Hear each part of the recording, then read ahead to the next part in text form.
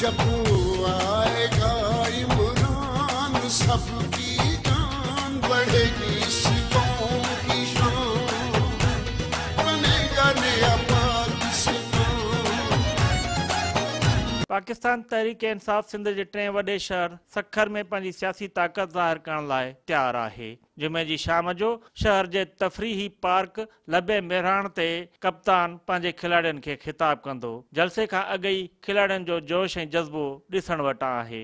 सॼे शहर खे PTI जे झंडनि ऐं बैनरनि सां सिंगारियो वियो आहे। तफ़रीही हंधि लबे मेहरान में जलसे लाइ 160 फुट डिघी ऐं 18 फुट वेकरी स्टेज तयारु कई वई आहे, जितां PTI जो सरवाण इमरान ख़ान ऐं ॿिया मरकज़ी अॻवान शाह महमूद कुरैशी, जहांगीर तरीन, आरिफ अलवी ऐं ॿिया खिलाड़ियुनि खे ख़िताब कंदा। जलसे जी तयारियुनि बाबति PTI सिंध जे सदर आरिफ अलवी जो चवणु आहे त इंशाअल्लाह आप देखेंगे कि सत्तर की तारीख का सबसे बड़ा जलसा होगा और उसमें सब लोगों की मेहनतें हैं। PTI अॻवान लियाकत जतोई चयो त इमरान ख़ान सिंध में सियासी पर फैलाए रहियो आहे। देर आयत दुरुस्त आयत वांगुरु इमरान ख़ान सिंध जी अवाम खे ख़ुशख़बरी ॾींदो। इनके हवास खता हो चुके हैं।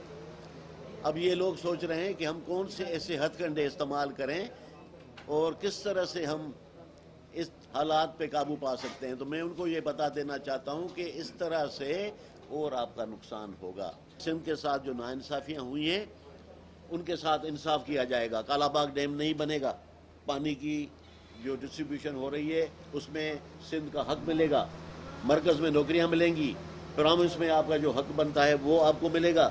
वो एक तफरी जो हो गई है बीच में कि जी वो है ये है वो है, वो ख़त्म होगी और मेरिट पे नौकरियाँ हम देंगे। हमारे दरवाजे खुले हैं।